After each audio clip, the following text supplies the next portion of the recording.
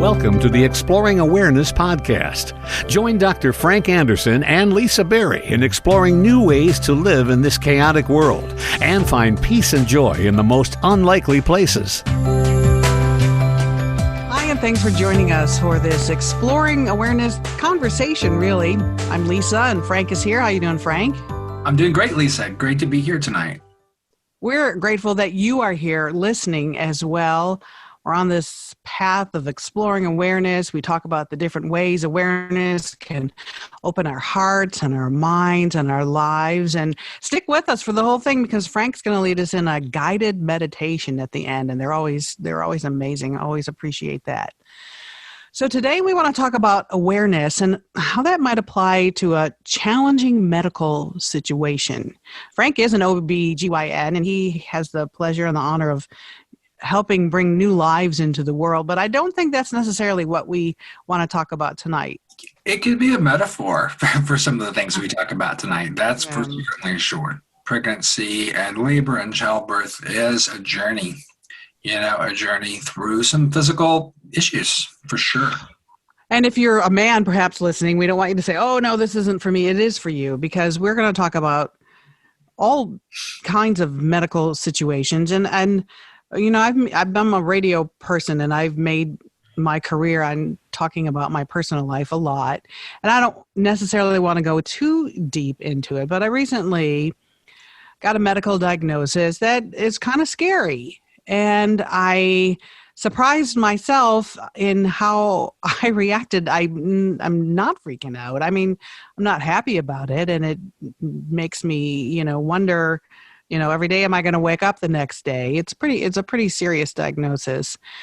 But I think because of these conversations that I've had from this podcast about exploring awareness and about being in the present moment and meditating, and I think that helped me. I think that helped me react. And I thought, what can we talk about in this conversation to help you? Perhaps you're facing mine's a heart issue. I'll tell you that much. Maybe you have cancer. Maybe you have chronic pain.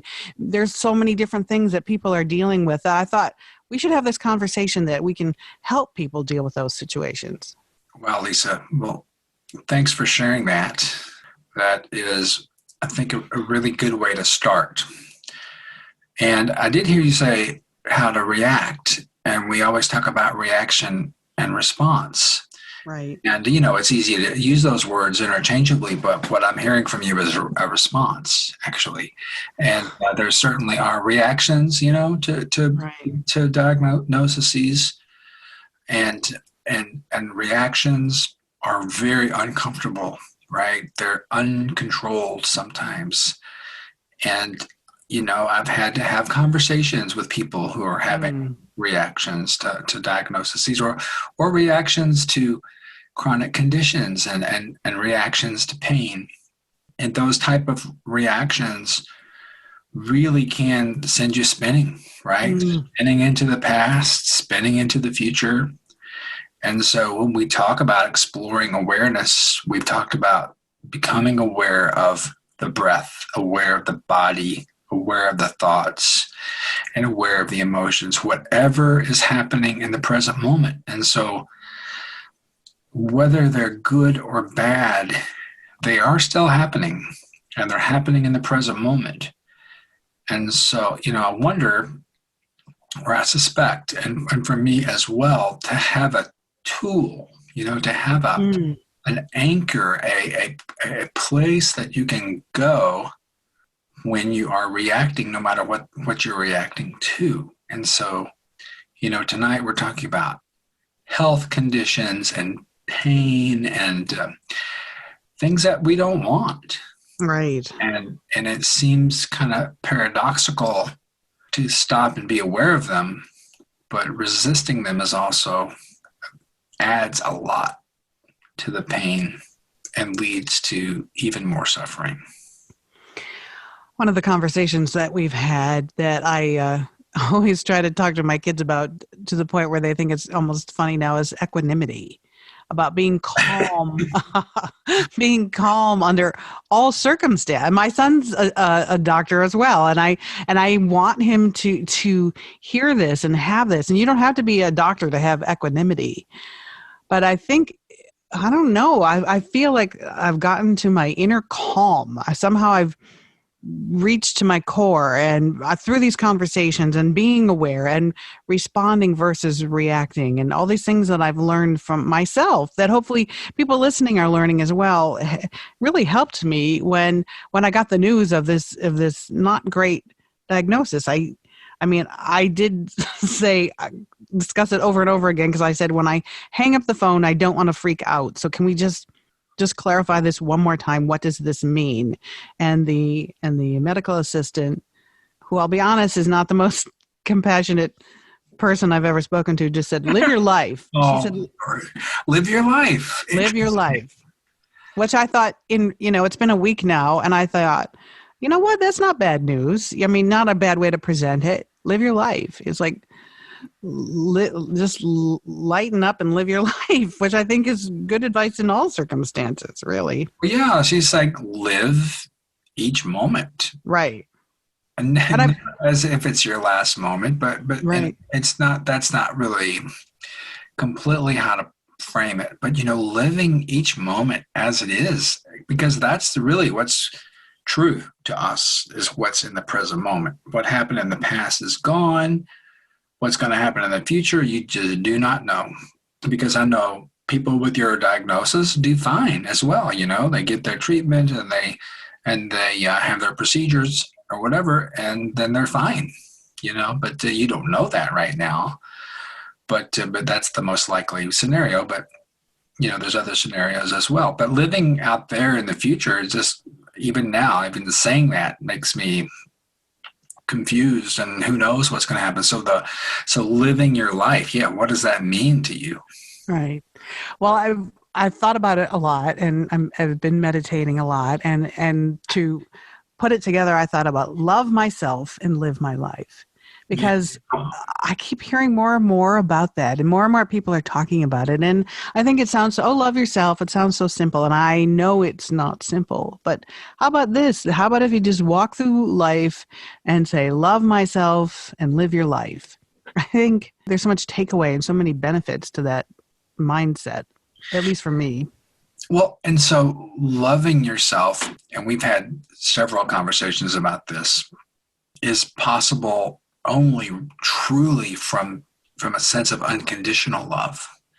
And so whatever is happening to your body, and you said you've connected back to your core, which home. We use the word peace, or equanimity is another word for peace, and joy of being, and love, and kind of generosity of heart.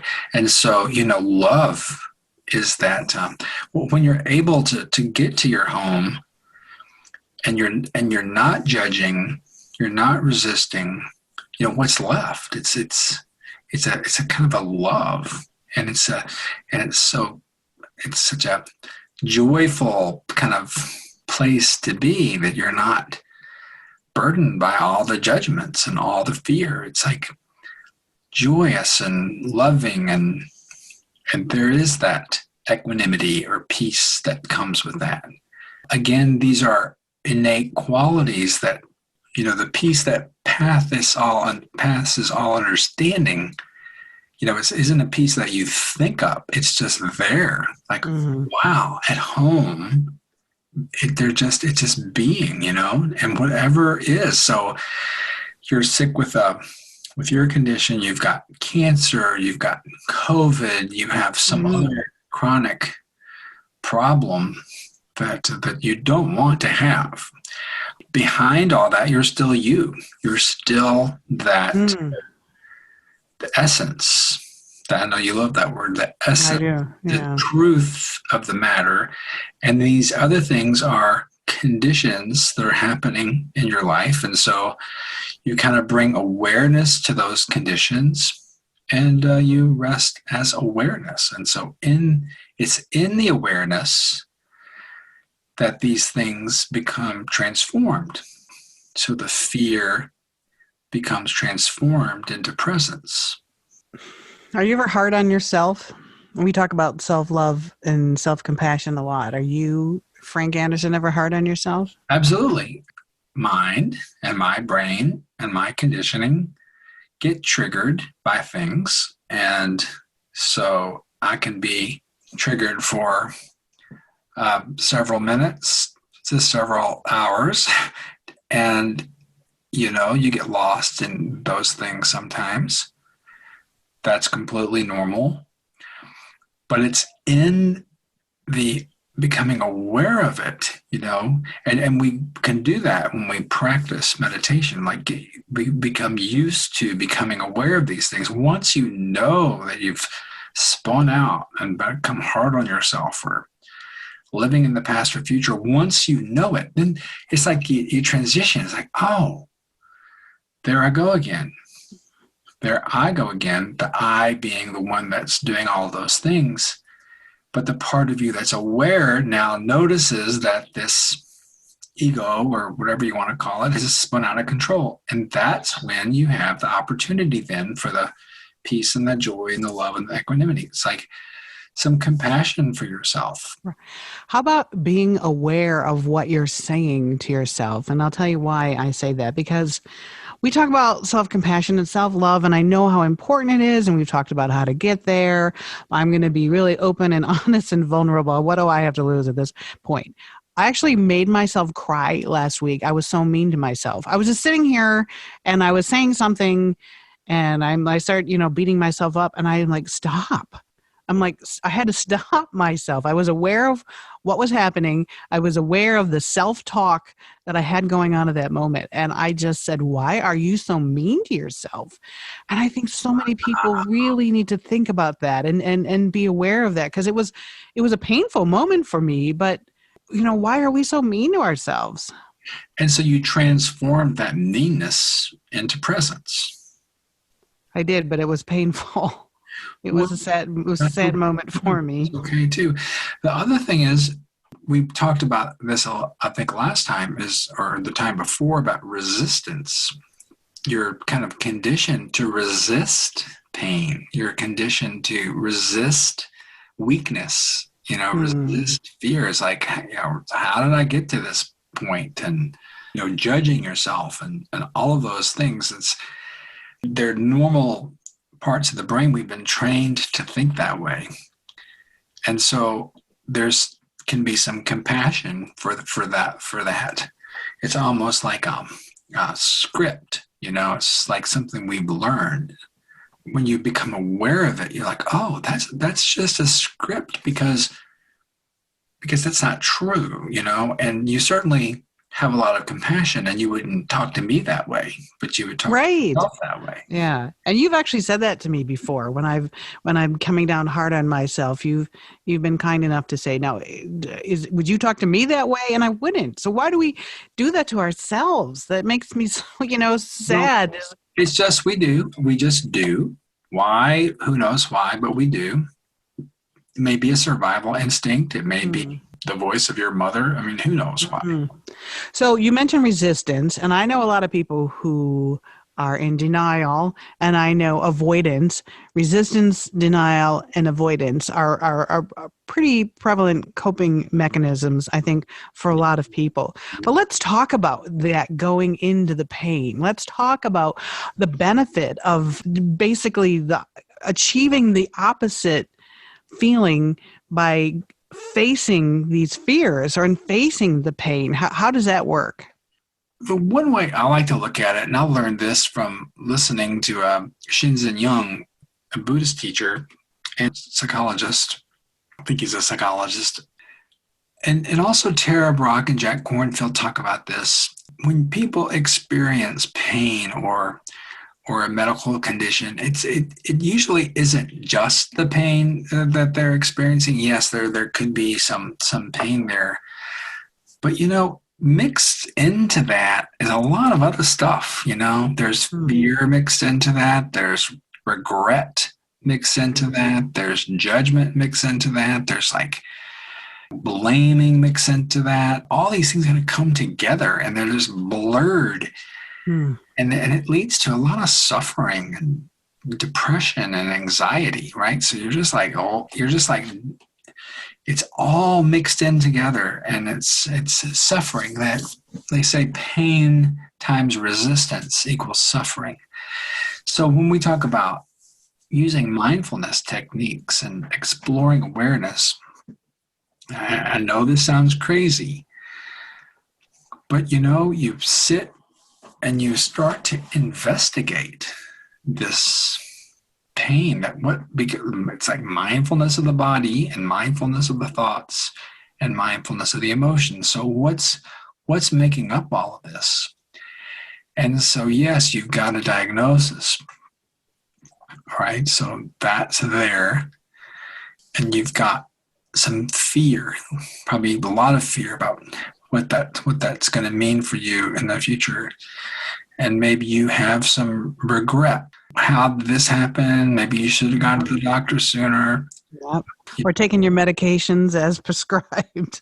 Yeah, all those things. Yeah. If you gave each one of those 10 points and you weren't looking at them individually, you might get 500 points if you have 5 things going on. But if you stop and be curious about it, curious about your pain, that's what I'm asking you to experiment with. But if it doesn't work, then stop. But give it a try and be curious about the pain. Investigate what's going on. And then what it said is that the pain maybe then 10 points, and then fear might be 10 points. Instead of multiplying, they get added. So you get a score of 50 instead of a score of 500, right? So it's like, okay, so I've got that. In the becoming awareness of the fear, like you were just saying before, it transforms into presence. And can we talk about that for a minute? Become aware of fear, and that transforms into presence. Yes, exactly. How does that work? I mean, I hear it, but can we just talk about it's experiential, right? Yeah. There's fear that you have to react to when you're, the tree is falling down. But I'm talking about this fear of the future. Right. And so first of all, you have to know that you have fear of the future. And you may have to sit and realize that you've got fear of the future. But just like in mindfulness of the emotions, when you see the emotion there in front of you, the part of you that sees it, the awareness part, actually doesn't have fear. The awareness part is still. And so fear is in your view, but you are still. And so that's how it gets transformed, right? So the fear is in your view, but you are still, and so you're, okay. Does that make sense? It does. It just takes a second to really see it. Yes, and it's going to be an experience. It kind of can make sense, but that making sense isn't going to help you. It's the experience of it. Like, I can actually find peace in fear, and I can actually find peace in the pain, and I can find peace in the regret, and I can find peace in the judgment. And when you return home like that, those things start to fall off. They're not serving you. They're causing suffering. And when you see that, it's like, I'm not going to do that. I mean, it's a reflex. It's automatic. It's something that is happening, but I actually do have some ability to, I wouldn't say be in control of it, but for it to not affect you. It's like as if you're a Teflon pan. Okay, but what about people who go so far to say that if you feel your pain, that can change to pleasure and joy. Pleasure and joy can come from feeling your pain. Let's talk. I think that sounds so extreme. I'm judging it. I'm just saying that right now. That's like, what? Because people are listening like, what I'm facing, if someone's facing cancer, if they're in chronic pain, there's so many different medical things that happen, and you're telling me that I can take that pain and I can turn it into joy? How is that possible? Have you heard of anyone laugh in the face of fear? Well, I was thinking of facing your fear. I was thinking about that when you were talking about it. So how do you find joy in pain? Well, okay, that's Yeah. a big stretch. And There are some people who think that can be transformed like that. Who think, I think if you really embrace the pain, and maybe that's you got to go through it. What is it? The only way out of it is through it. Is that what we're talking about? Or is there something else that goes along with that? Like embrace the pain and turn it into joy. well, this is something I cannot talk about from a first person experience. Mm-hmm. I have not, thank goodness, knock on wood, have not experienced that type of pain. Right. Although I've been around people in labor with that kind of thing. Yeah. So what do you tell them? I don't think anyone is going to necessarily feel joy in their pain. So I would have to. Yeah, but they get a baby out of it. So there's the joy from it. Oh my gosh, yes. No, a lot of people in labor do, let's say lose presence, and Right. because the pain is overwhelming, and oftentimes they need to be doing pushing, to get the baby out.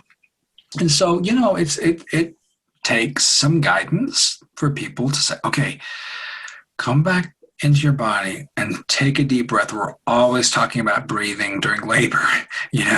Labor classes are about breathing because it's about centering back in your body, getting yourself together so that you can respond with pushing as opposed to reacting with kind of fear and panic. And, it's a beautiful thing to be with people who are in the throes of labor and they say, I can't do it. I can't do it. And I'm like, I know they can do it. Because I see this all the time. I know they can do it. They don't know they can do it. Then they do it. And then they have a baby, and it's like running a marathon and finish. It's like you can do it. I know you can do it. Well, can there be any comparison to like going through pain and birthing a better future or birthing a better version of yourself? Or, is there any comparison between the two situations? Well, I'll tell you, I think what's possible is that once you stop resisting the pain, you could feel such a sense of relief. Mm-hmm. And the physical part of the pain might still be there, but the resistance and fear and regret and judgment and all those things, it just, once that goes, you could just, have a sigh of relief and say, now the pain is there and the pain comes and the pain goes. I think you can meditate pain away. The body is sending, those pain signals to you, and it's trying to tell you something. And so, people with, disc problems and all, that pain comes with a lot of suffering as well. I will stick by the fact that your inner sense of peace and joy and love and generosity are still there. And yes, the pain is pulling you out of it, but it's all still there. So, if I'm ever in that situation, I'll let you know how it goes. Okay, well, hopefully not. Hopefully not. But so two things. I thought that meditation was a recommendation for people who are in pain as a way to deal with pain, that meditation is offered as a way to cope with it or... Oh, absolutely. Yeah, the mindfulness-based stress reduction group works a lot with people with pain, who aren't responsive to medical care. And, they're still having pain despite drugs. So it is a tool. It definitely is a tool. Okay. It's a tool. One of my favorite parts of when you lead a guided meditation, which there will be at the end of this episode, is when you were being aware of the body and you like say your knee might hurt a little and just, let it come and go. And I I don't know why. I just find that so helpful. I don't have knee pain, so if we're talking about our aches and pains, but I think a lot of people do, and I think it's just a great way to reference it. But just, I don't know if you're not really saying ignore it, but you're saying acknowledge it and kind of like move past it. Is that what you're saying? Well, I do think, people have different pain tolerances. Right. Yeah. And because I think people have different, different needs to resist pain. So I think if you aren't as resistant to pain and let it be what it is, it's just not going to be as much suffering as it would be as if you're resisting it. Why is that? Because the resistance adds to the pain. It adds another layer of kind of unreality. You can resist the pain all you want, but that's not going to change it. You don't want the pain. But when you become aware that you're resisting the pain, resisting something that you can't, it's like a reality check. It's like the pain is here. Once the resistance goes, the pain is not going to be kind of as intense or is causing you so much extra angst. And so I think that's really huge. I think let's say that again. So you have pain and you're resisting it, but when you stop resisting it, it eases it a little bit, eases the experience. The experience is going to be different because there's no longer that resistance there to it. So often we're adding to our own pain. Is that what you're saying? Yeah, exactly. Aww. I think that's true physically and emotionally, actually. I think so too. And that's why we said in the previous episode, the only way out is through. And who wants to do that? And who wants to do that? It just doesn't seem logical. Well, or fun. But it's put in the work, right? It's the D word that you like to say. Is that a discipline? It is. And it's also a little faith, a little discipline. But, if you don't have any alternatives, you ought to try this and see. I mean, if you were laying in your bed, with COVID, and my God, again, knock on wood, I haven't been through this experience, but many people have. And what do you do once you get COVID and you have to sit in your apartment for 2 weeks and wonder if you're going to have to be in the hospital? That must be a really difficult thing to do. So you've got two choices. You just stay in the present moment and you write that book you've always wanted to write. Or you sit and you worry about potentially going to the hospital. 2 weeks goes by, you don't go to the hospital, and then you've kind of wasted the whole 2 weeks. You could have written your novel. Does that make sense? Yeah, no, I think that's very useful. It just occurred to me that one of our favorite poets, David White, just posted something on Facebook called Pain. Did you happen to see that? No, I didn't. I just remembered it. He said, pain is a doorway to the here and now. Physical or emotional pain is an ultimate form of ground, saying to each of us, in effect, there is no other place than this place, no other body than this body, no other limb or joint or pang or sharpness or heartbreak but this searing presence. Pain asks us to heal by focusing not only on the place the pain is felt, but also the actual way the pain is felt. Pain is a form of alertness, and particularly pain is a way in. I mean, it goes on and on. There's many, many paragraphs to it. But he says, and this is this whole thing that I think is so difficult to grasp. But he says, pain is reluctant but unavoidable appreciation most of all for the simplest possibility of a pain-free life. All the rest is a miraculous bonus. So it's like there's pleasure in pain and work through the pain. And I think people who are in pain think, I always say this a lot, easy for you to say, but it's out there and it's a possibility. And that's why I thought it was so important to have this conversation. For us to say. And if there's people right now listening in pain, they're like, you don't know what my situation is. Right. So how can you talk about that? And my answer to that would be, because we're talking and we're thinking and we're trying to make sense out of it. And you can't make sense out of it, to be honest with your brain. You can talk about it and then be theoretical about it, but we're not talking about thinking here. We're talking about, I'm going to use the word exploring awareness again, and we're talking about entering a space that we as Homo sapiens sapien, the ape that knows that it knows, we have the ability for something different. And no matter how rare that is, and no matter how hard it might seem, and how ridiculous it might seem, I'm asking people to give it a try. Because what have you got to lose? Right.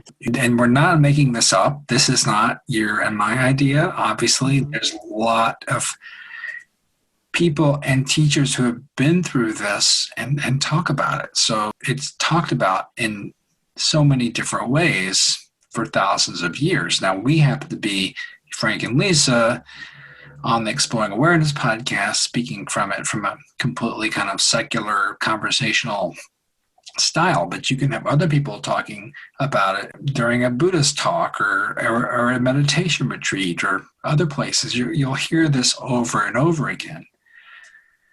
I'm not sure what you might hear at a Christian church about this or in a Jewish church, how they would talk about pain, but I suspect it would be very, similar, using different words, to be present to it. Right. Present moment awareness. And I think there's lessons in the pain. I think, I've always been the type of person, because of everything I've been through in my life, is like life can change in a minute. I've seen it, I've experienced it, and it happens. And I wasn't caught off guard to get more not great news. I don't want to even call it bad news. I'm very aware of the words that come out of my mouth and the power and the energy that they have. But I mean, for me, it's like I feel like I'm face to face with God, and I'm face to face with figuring things out. And there's a lesson in this. And I find that I'm hoping that there's some personal healing in this experience for me. I'm kind of on this personal strengthening healing journey to begin with. And to get a serious medical diagnosis, I feel like hopefully I can learn something from it. And there's more healing in it for me. Sometimes it's better to have a wake-up call, like pain. If everything's going fine, you might never really get a chance to wake up to this kind of stuff. Mm-hmm. And so sometimes a little disruption, a little problem is the catalyst. And I think we talked about this a while ago with COVID. Is like, you're stuck at home, you're stuck in the pandemic. How can you transform that into presence? It's a wake-up call. It's like, wait a minute, this doesn't make any sense. So in that awareness, that's when you can really transform things. And I see people doing that too. I think it's really interesting. It's like accepting what is, accepting the present moment being. Now, we're being aware that we're doing that. Some people are doing that and they're not aware that they're doing it. And the awareness kind of adds that intentional component, that access to that tool. Well, this whole pandemic experience, I mean, there are moments like I just want my life back. I just want to be able to go somewhere, or I just want to hug who I want to hug when I want to hug them. That's really been difficult for me. But on the other hand, I have learned so much, and I have grown so much, and it is an opportunity. It is an opportunity to better yourself and better your life and better all of us. I don't necessarily think it's going in that direction, but it is an opportunity. But it goes back to that. I think that's a large view you have to have, that there is possibility in pain. You can get joy and healing out of your struggles. It's your choice how to look at it. That's how I'm choosing to look at it. Either I can curl up in a ball and cry, or I can say, hey, what's in this for me? What am I supposed to be learning from this? And I'm not going to waste my time freaking out about it. Don't waste your time freaking out. And then we do see people resisting, right, very strongly. And it looks like suffering to me to be Yeah. resisting so hard. And it's like, okay, but the resistance seems like a suffering. Do you know what I mean? It just seems very Well, harsh. like you said that already, you're making it worse. It's like what you resist persists. Yeah. And I've had it described to me, and I think of it this way: like I love to swim, so you're in a pool, and I used to spend my entire summers swimming at the neighborhood swim club, and so I would be in water a lot, and like if you're playing different things, and somebody throws you a ball, and you have a ball in the water, and you try to push it underneath the water, and how it just bounces up even higher. Yeah. So Yeah. that's what I think of when I think of what you resist persists and probably makes it worse, don't you think? Yeah, I think so. So if you're resisting, wearing a mask or resisting the science, there's a certain amount of surrender Yeah. that comes from like giving up your needs and wants. It's not giving up. It's just like letting go of your fixed ideas and being present to what actually is. And there's no doubt there's a pandemic, and no doubt you may have it and not know it, and no doubt you can spread it or someone could give it to you, and there's just you don't know. So, to rest into that and just accept it as opposed to resisting it. The resistance just leads to lots and lots of angst and suffering and conflict. And I like the thought that you can lessen your pain by letting go a little bit. Because Yeah. I think being anxious about it and holding on to it could make it worse. Yes, that's right. What you resist persists.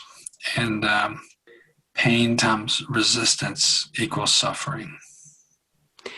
Pain times resistance equals suffering. You said that earlier, and I did want to go back to that. Pain times we're making a math problem out of it, right? Like, yay, We got math! a lot of formulas here today. Right now, I'm in pain for sure. Do you like math? Are you a math guy? Oh, yeah, I've done lots of math. I don't spend a lot of time doing math right now. Yeah. Well, I know you're a graph. You're always like, did you see that graph? And I'm like, Yes, I love graphs are not good. graphs. All right. So pain. What was that again? Pain times. Pain times resistance equals suffering. No, nobody wants to suffer, do they? Well, ultimately, I think people would like to end their suffering. Right. Yes. Please. Some people feel comfortable suffering. Mm, They might not know what it's like to not suffer. hmm And so I think that it's like some people think suffering is just going to happen. So, but again, if you knew you were doing that and you knew there's actually a way not to suffer, it might interest you. I suspect that the people listening to the podcast are interested in ending suffering or reducing suffering. And so if you want to reduce your suffering, then we're talking about this, we're talking about pain and resistance. And we're talking about becoming aware of the resistance, knowing that you have resistance, and transforming that resistance into presence. Now, the physical sensations of pain may be there, but they're going to be a lot different, a lot less intense, a lot less magnified without the resistance. I hope people listening to this, if they know someone who's dealing with a health situation or pain, or they might recommend that they listen to this. I hope we've said some helpful things that will help end suffering or curb your suffering or lessen your pain. I mean, I'm like that to a fault. Apparently, I've been told that I always thought I was on this planet to distract people, and if I can bring joy to a moment, then I felt that was my calling. Because I grew up in such pain and such dysfunction. Oh, to distract. Yeah, I call myself the great distractor. Because Yeah. I've been with friends who seeking medical treatment. I had a friend who had breast cancer. We would go to the oncology. I'd go to her oncologist visits with her and sit in the waiting room, and we'd be laughing because I wanted to distract her from the entire experience. But again, that's, I think, a choice about what you want to focus on. How you're going to process that moment. So, if we can lessen your pain or help you get a different perspective, then I'm hoping that's what people are hearing from this conversation.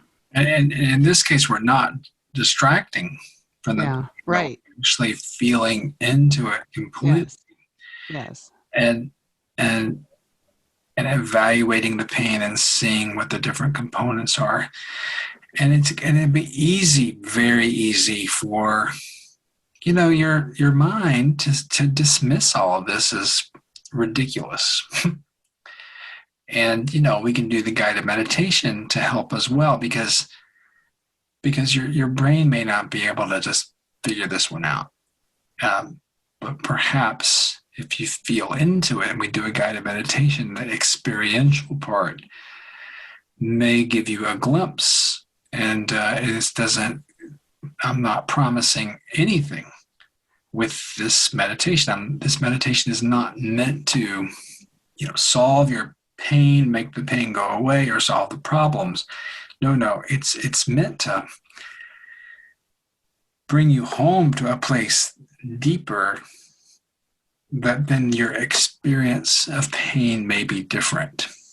It may be, less clouded over by all the other things that you see, right? So this isn't a prescription, to get rid of pain by any means. And it's also an invitation to try it out on your own, because what's happening in the present moment is happening in the present moment, no matter what you do. Right. Let's see if just being compassionate, connecting to your own compassion has, over time, it may change things. It's also frequently looking back. It's like, oh, you know what? My day was different today. Mm-hmm. It's not like, oh, I meditated and I've still got pain. No, you meditate, you investigate, you start that process, and you go through your day. And at the end of the day, you might say, that day wasn't so bad, because all that resistance and fear and all this other stuff didn't happen. I actually got some things done today. Mm-hmm. I think that you've had those experiences too. Yeah, absolutely. When you meditate, great. And then you like, okay, I just meditated, big deal. But it's more like organic, like we call bottom up change. It's like, well, you move around a little differently. And by the end of the day, it's like, that was interesting. That wasn't that bad a day, and you do it again. And it's like, it's that kind of thing. Mm-hmm. Our minds want instant gratification and results. And I'm not promising that. That's not what this is about. This isn't like taking a pill. This is a shift in the perspective. And just like a ship taking off from port, just a small correction in where it goes at the start will lead to a completely different country, a month later. So you're going to lead us into meditation now? So, yeah. And so I just, I want to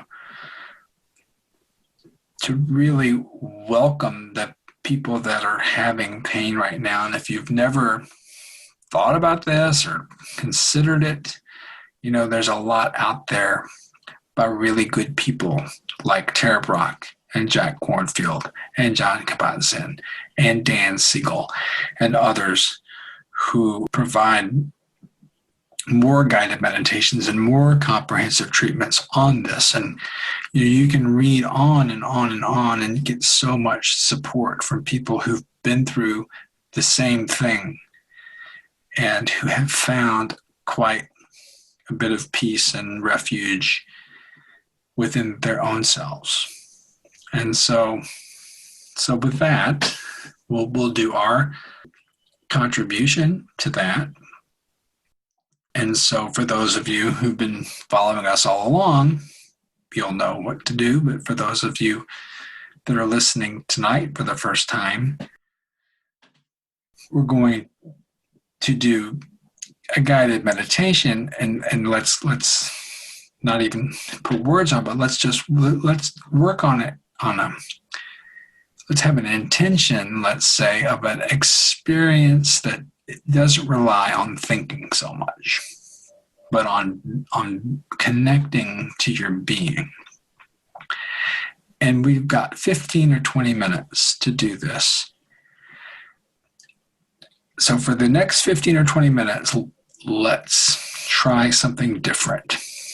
And it's only 15 minutes. If you want to go back to the old way, you can stop in the middle anytime you want, or you can wait and then go back. Or at the end of this, you might say, that feels better. I'd like to keep working with that. So it's your choice. I'm not asking you to believe anything. I'm not asking you to give up anything. I'm asking you to spend 15 minutes in the present moment, and I will use that time to kind of help guide you there. Now, you better get into a comfortable position, and maybe sitting isn't your comfortable position. Maybe laying down is better for you. Maybe standing up is better for you. Maybe on a tilt is better for you. Maybe, who knows? It doesn't matter. But just being in a comfortable position where you can be alert and stay awake. And so you're in your position, and just feel your body where it is. And so hold your body still. And if there's pain in your body, cancer cells in your body, blood clots in your body, okay, it's all there. 20 minutes. Nothing's going to change.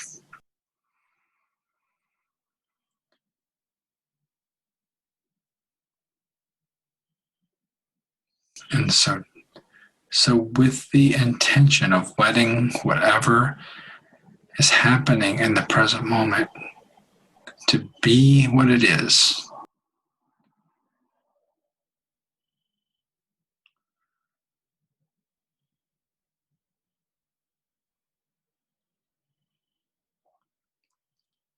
And irregardless of what's going on in your body and what's going on in your brain, you are breathing.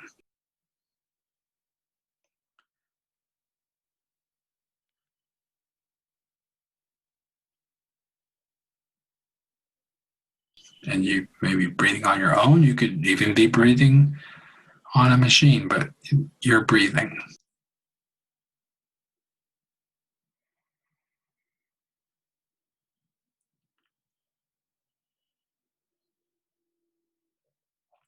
And I know that because you're alive. And we are all doing the exact same thing right now.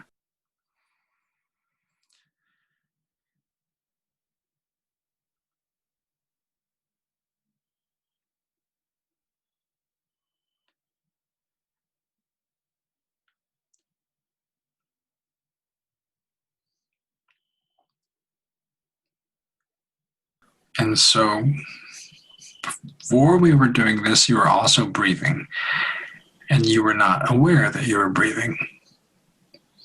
Now I want you to notice the difference between just breathing and knowing that you're breathing.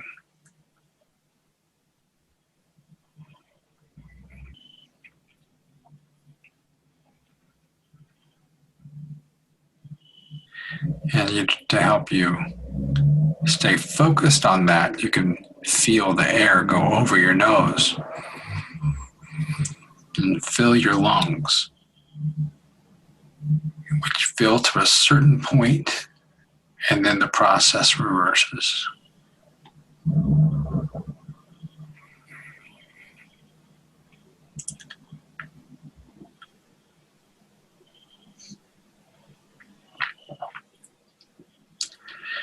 And sometimes when you're starting out meditating, you could just do this for 20 minutes.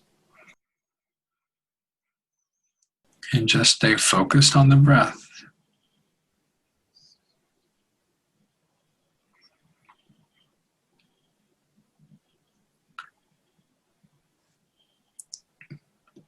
And you'll be able to do that for a couple of minutes.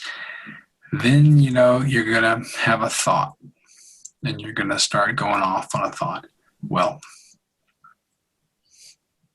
be aware of that thought. Be aware that your mind is drifting. And bring it back to the breath.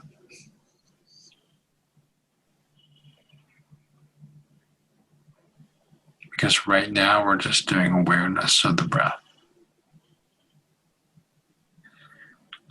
And you might feel a pain in your body. Okay, acknowledge the pain. Go back to the breath.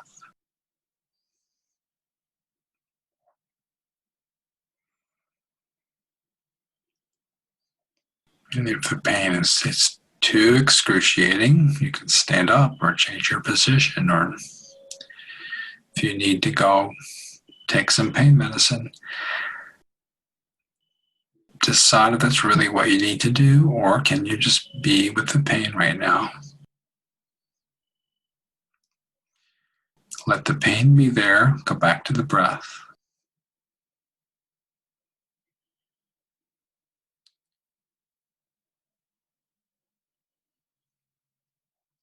And then the thought comes, I don't want pain. I don't like pain. That's a thought. And back to the breath.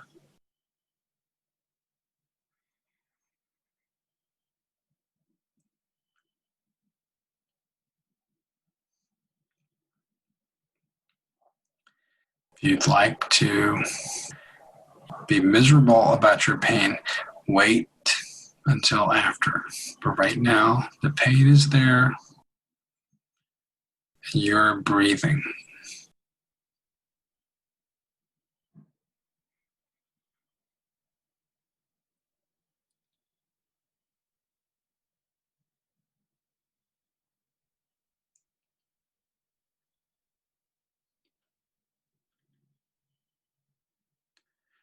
And so you settle down here, the awareness, is starting to be awakened.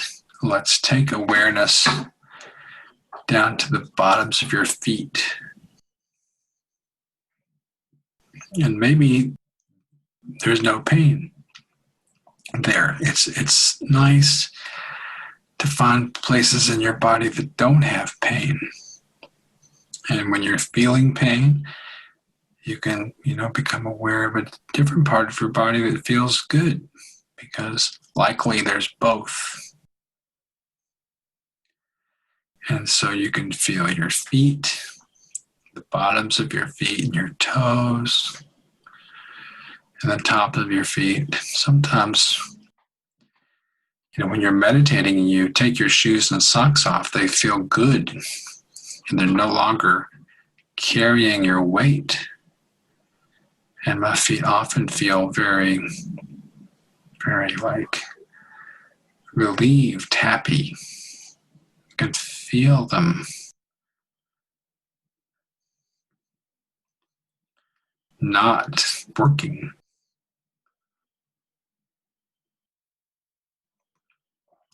Kind of even might be glowing now that you're aware of them.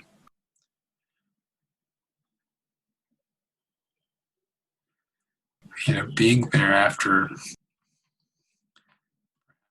you've been walking on them all day. Again, unconsciously, we're bringing them into consciousness, and then going up to your ankles, And then the bones and the muscles that go from your ankle to your knee.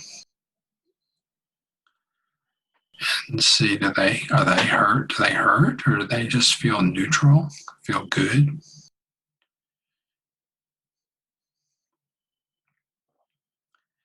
And then your knees. And a lot of people do have pain in their knees. And if you do, you can just notice the quality of the pain with interest, with curiosity. It's like, oh, the pain gets worse and then it goes down. Or the pain just stays at the same level and it feels like a burn or a pinch or a stab. What is it like to just be aware of that without judging, without resisting, just the quality of the pain?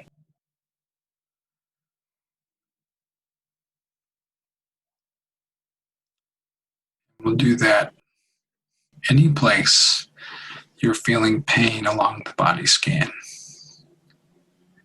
And then moving up then to the thighs and the hips and into the pelvis. The pelvic bone there connects the hips, and people will get pain in the hip.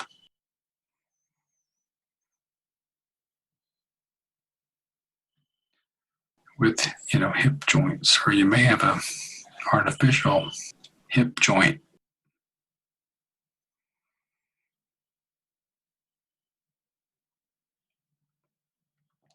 How do those areas feel?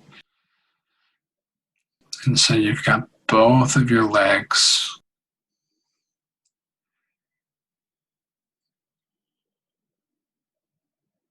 kind of woken up.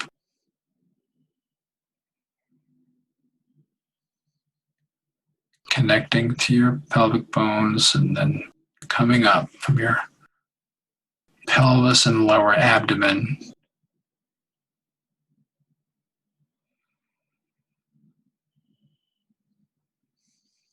So people can have problems there with their organs and digestion and tumors. Right now, we're just being present to the reality of the situation.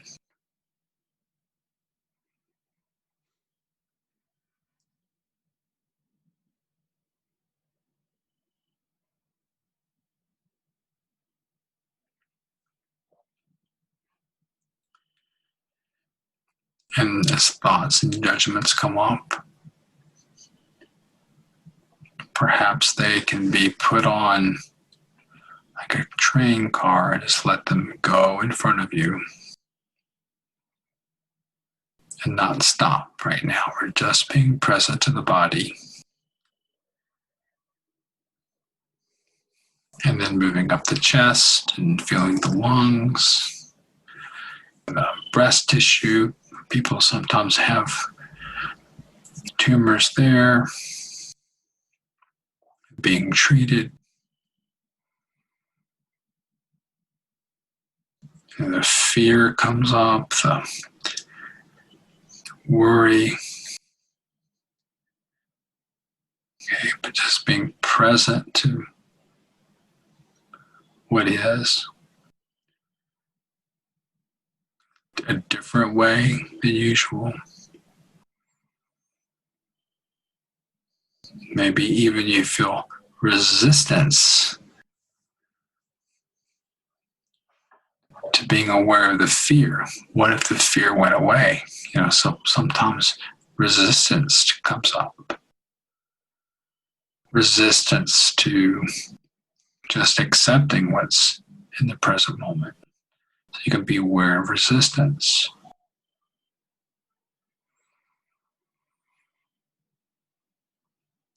And then maybe take a breath and just connect back to the awareness.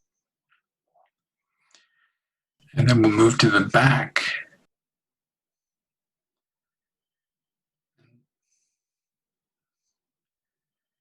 Frequently there'll be pain in the back,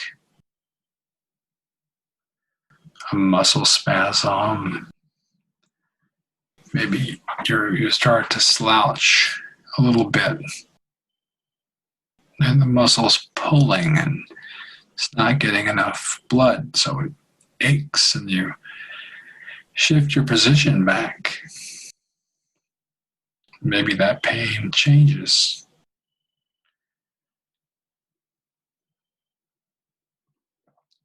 So moving up from the lower back, middle back, upper back,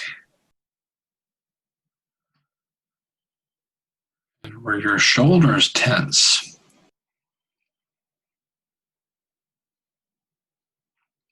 And maybe you didn't know, so you become aware of the tension in your shoulders and they just drop. It's like, oh, I didn't even know that I had tension there. You bring awareness and they relax.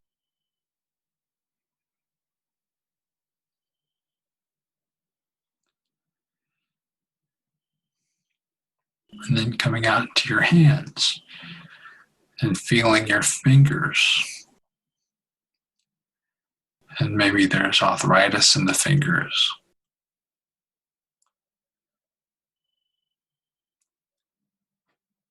From all the work you did with your hands.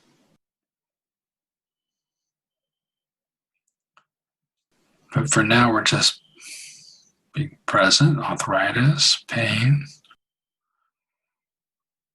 comes and goes, or it's constant.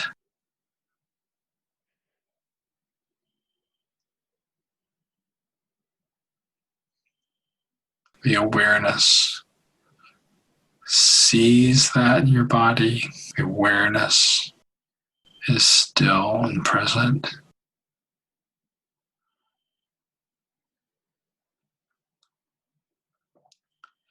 And then moving up your wrists and the lower arm and the elbow and upper arm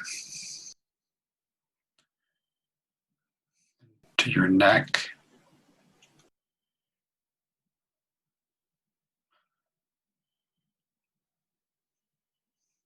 And so now your whole body is alive or animated with awareness, no matter what's going on in it, on it, pain, whatever. Your organs, your skin, it's all right there.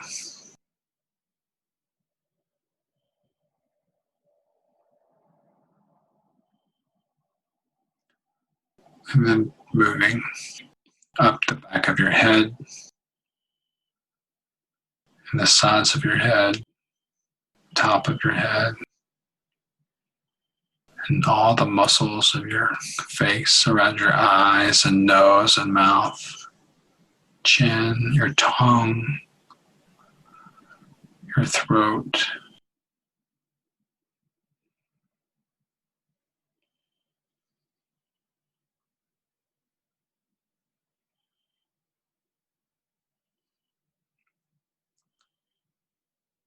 Being aware of those.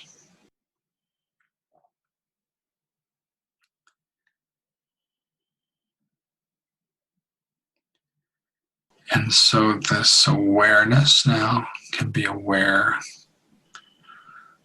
of the brain and all the things that it does. Your brain is your computer and it's got wires out to the whole body.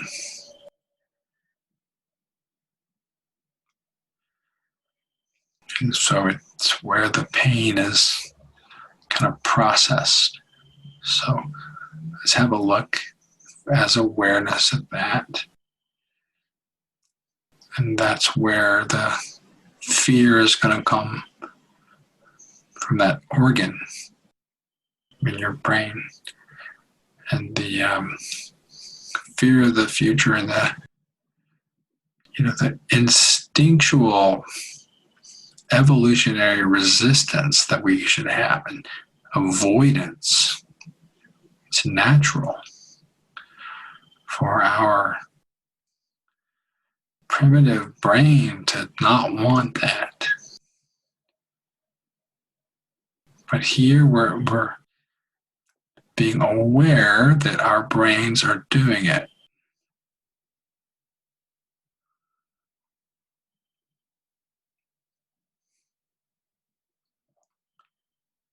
But somehow the awareness or the mindfulness that your brain is doing it has a sense of stillness to it.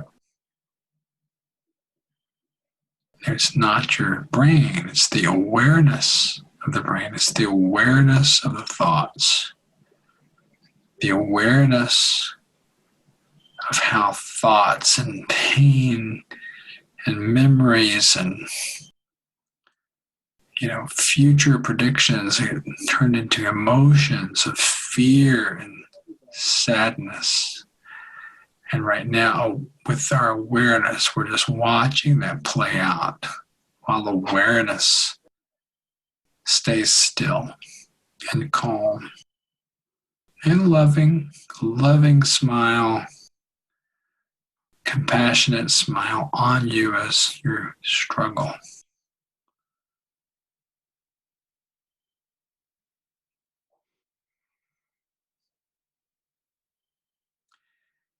And the struggle, the resistance.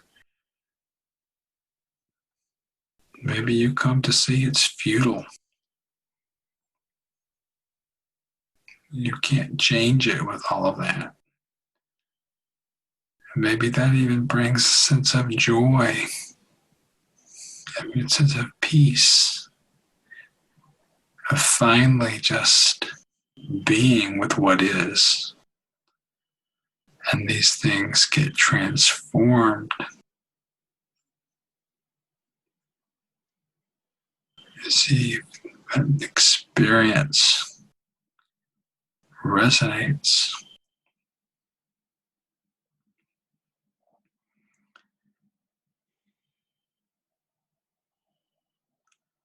And so all the thinking is happening under the awareness. And the awareness sees the thinking, and the awareness is peaceful and joyous and loving, no matter what else is going on. You have access to this essence.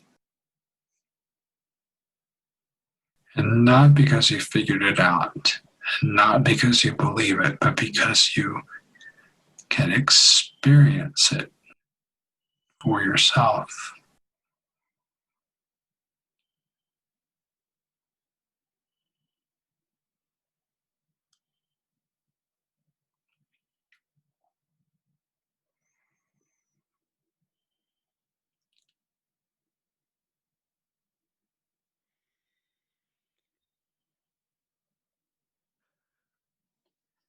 And maybe in the experience, it connects you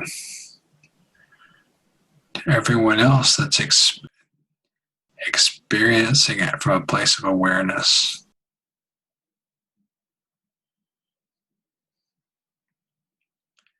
And maybe from that, there can be a realization of something even larger sense of unity and peace with all beings.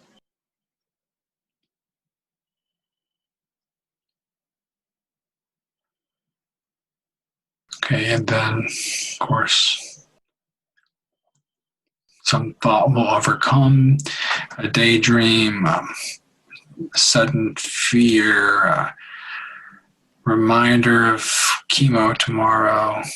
Okay, just go back to your breath as your anchor, or your feet. And start over again, just becoming aware of the breath, aware of the body, aware of the thoughts, aware of the emotions. Rest as awareness.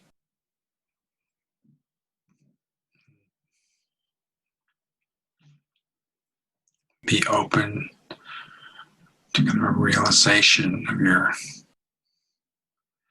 true nature.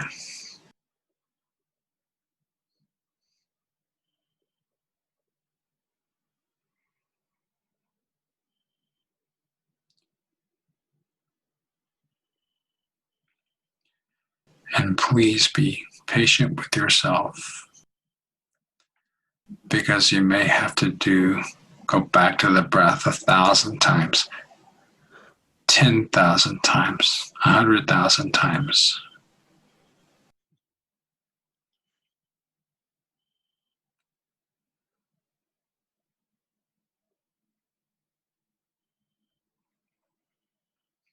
And that's okay. There's nobody judging.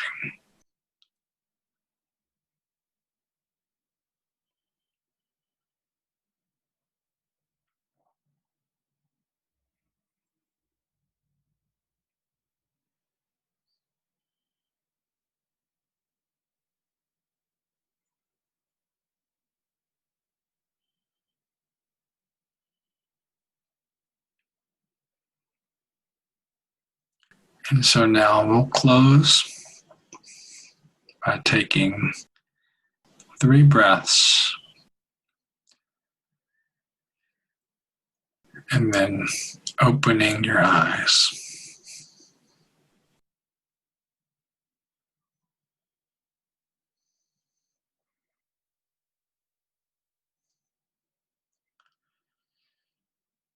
And we'll check in with Lisa, who represents the listeners who just had this meditation. And I'm smiling my loving smile. You just can't see it. Which is a sign of the times now, because we're wearing masks all the time. But nobody can see it. But yes, oh my gosh, that was amazing. Thank you so much. What are you smiling about? I liked our whole conversation. I feel better. I mean, I'm the one who started this by telling you I've got this serious health diagnosis and I still feel okay. So I think everything we talked about tonight reinforced everything I've learned over the last 6 months. And if it can help me, I'm hoping it can help other people. And then you do this amazing meditation that like when you said if you have chemo tomorrow, which thank goodness I don't, but I think people listening who might, how useful that might be for them. That's what this is all about, bringing peace and love and joy in the most unlikely places. And I would think that would definitely be one of those. Right. And so by doing this kind of work, like we said, it just, you move into that a little differently. Yeah. So there is this opportunity for peace within. It can't be thought up, but it can be experienced. And so my wish for everybody is that that you work with this and see if it works for you. And if it's not something you're experiencing, I'm sure someone is, because that's just how life goes. So my wish is well wishes for everyone to feel as good as they can, no matter what they're dealing with, and to know and to feel that there is possibility in pain. Right. And you can investigate some more. Read what others have to say about this, and practice it yourself and listen to the guided meditation again if you'd like, and be open to the possibility that there is a different way. And if you want to share your journey with us or share some feedback or suggest something you want to hear us talk about, you can always email us at exploringawareness@gmail.com. We're on Facebook, we're on Instagram, we're on Twitter. We love to hear from you. And, comments, questions, whatever, please reach out. Yeah, it would be great to see some comments on the Apple Podcast app or Spotify so that others can get a sense for what's going on in this podcast. I think it is different than a lot of other meditation podcasts, and it may be a way for people that haven't been so familiar with this type of material to have it be accessible to them. And thank you, Dr. Frank Anderson, for all you bring to these conversations and all you bring to all of our lives. Very, very grateful for that. Yeah, and thank you, Lisa, for just being so open tonight and so honest and, an example for the people that are struggling through these things where we're all struggling with our own issues. And so we'll do it together and we'll keep exploring awareness. And thanks so much for listening. We look forward to talking with each other and with you again very soon. Yes. Have a great week, everybody. This podcast is not an attempt to practice medicine or provide specific medical advice, nor does use of this information establish a physician-patient relationship. Listening to this podcast does not replace medical consultation with a qualified health or medical professional to meet the health and medical needs of you or others. If you are having problems, please see your primary care provider or your local mental health professional.